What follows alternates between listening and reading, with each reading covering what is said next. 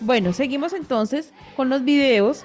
Encuentro con la cultura, el cual dice, solo teníamos el día y la noche. Libro de los escritores Leonel Giraldo, Fernando Wilks, narra historias de líderes y de los pies descalzos del PTC. Entonces, Bueno, continuamos. invitamos con estos videos. Jorge, no sé si los tienes. Vamos acá ahora con Fernando Wills, que junto con Leonel Giraldo escribieron el libro Solo teníamos el día y la noche, aquella historia de los descalzos, ¿sí? Entonces, Fernando, queremos que tú nos complementes lo que narra este libro de Solo teníamos el día y la noche. Bueno, Quiero hacerle la presentación del libro acá, Fernando. sí, o sea, el libro realmente no es un libro escrito por Leonel y por mí. Nosotros lo que hicimos fue entrevistar 120 personas, de las cuales estuvieron todos descalzos en distintas partes del país. Estuvieron pues en la costa, estuvieron en el Magdalena Medio, estuvieron en el Llano, estuvieron en Boyacá, estuvieron en Honda, bueno, una cantidad de sitios. Y nosotros lo único que hicimos fue entrevistar, transcribimos todas estas entrevistas y nos encontramos con que teníamos más o menos unas 3.000 páginas. Entonces nos tocaba editar eso para que se convirtiera en libro y lo que queríamos era, en el fondo, que se conociera qué fueron los descalzos. Uno, y como paréntesis, uno preguntaba, es que vamos a hacer algo de los descalzos. Ah, sí, eso es lo de Shakira y cosas de ese estilo. Entonces nos pusimos que tenemos que dar a conocer lo que fue la historia de los descalzos, que fue una epopeya impresionante. Es que imagínense ustedes un muchacho de 18, 19 años de la Universidad Nacional o de la Universidad de los Andes o de todas las universidades que fueron en Antioquia, la del Valle, irse para el campo. Gente que realmente lo único que conocía, porque eran estudiantes la mayoría, pequeña burguesía, pero que creían en la revolución. Entonces se fueron al campo a trabajar y a unirse a los campesinos, porque ellos creían, como decíamos, que la revolución va del campo a la ciudad. Entonces era fortalecerse en el campo. Y la consigna de ellos era ganarse la mente, perdón, el corazón de la gente y después la mente. Entonces se llegaron a ganar el corazón de la gente trabajando con ellos, haciendo obras conjuntas. Entonces hicieron cooperativas para ayudar a los campesinos a vender mejor sus productos, hacían brigadas de salud con médicos, y hay una cosa bien interesante, los médicos que estuvieron haciendo las brigadas de salud, después fueron los médicos que hicieron los primeros trasplantes en Colombia y en Sudamérica. Eh, fueron maestros, también fueron maestros. Muchos, digamos, aprendieron, mujeres aprendieron a ser enfermeras, los hombres a lo que les contaba de ser maestros, y fueron formando una nueva forma de pensar de la gente. Ya no eran las promesas de los politiqueros, sino era la realidad que estaban sucediendo. Igualmente llevaron la cultura, entonces fue el teatro libre y el son del pueblo, hicieron giras por todas partes. Eso de lo que hablaba de que eh, la agonía del difunto, que es sobre un terrateniente de la costa, resulta que se presentó más de 3.000 veces en pueblos, todos en pueblos, llegaban por la noche, muchas veces iluminaban el escenario con luces, con velas, o sea, fue una cosa muy bonita lo que sucedió. Infortunadamente, pues con el paso del tiempo, lo que pasó fue que se fueron haciendo muy fuertes y infortunadamente en la paz de un presidente, que no quiero nombrar en este momento, resulta que se fortalecieron las FARC muchísimo y empezaron a llegar a los territorios donde en esa época no había guerrilla, pero donde estaban los descalzos, empezaron a llegar la guerrilla, empezó a llegar la guerrilla de las FARC, la guerrilla del ELN. Después con la coca empezaron a llegar los paramilitares y siempre el ejército los estuvo persiguiendo por la presión de los terratenientes. y entonces los empezaron a matar. Entonces los empezaron a matar y entonces Francisco Mosquera, que era el secretario del MOIR en esa época, los hizo salir y entonces ese sueño se truncó. Pero lo más lindo de todo es que la gente considera que lo más importante que hizo en la vida, porque les pedimos al final como un balance de qué pensaban ellos de los descalzos, es que para ellos fue y ha sido lo más importante que hicieron en la vida, porque aprendieron realmente lo que era el pueblo colombiano, estar en las luchas de los campesinos, ver lo que sienten, cómo viven, qué piensan, qué quieren. Y desafortunadamente eso fue el final de la epopeya de los descalzos.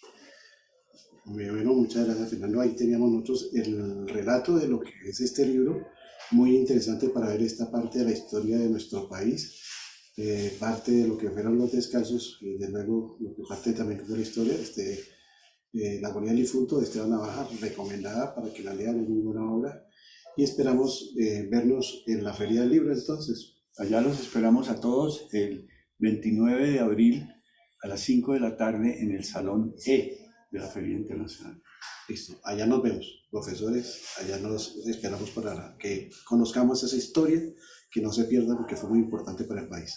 Muchas gracias. Muy buenos días, hoy sábado queremos presentarle a un gran escritor que nos va a contar muchas historias a través de un libro que se va a presentar en la Feria del Libro el próximo mayo. Este libro nos va a relatar muchas historias de aquellos trabajadores que anduvieron en los pies descalzos, organizando a los campesinos y a los ciudadanos de Colombia en aquellas luchas que se presentaban en ese entonces. Leonel, cuéntenos cómo es la historia de este libro. Este libro se refiere a un movimiento de hace más o menos 50 años, en los años 70 del siglo pasado. El MOIR, que era este partido, estaba apenas iniciándose y como una manera de buscar expandirse por todo el país, primero rompió en esa época casi toda la izquierda era abstencionista y el jefe del MOIR, Francisco Mosquera, cambió esa orientación y resolvió participar en la lucha electoral no como a la manera de Lenin, no como una manera de tratar de conseguir el poder, porque hasta ahora ningún partido revolucionario ha conseguido el poder a través de elecciones, sino como una manera de llevarle las ideas de avanzada a los pueblos.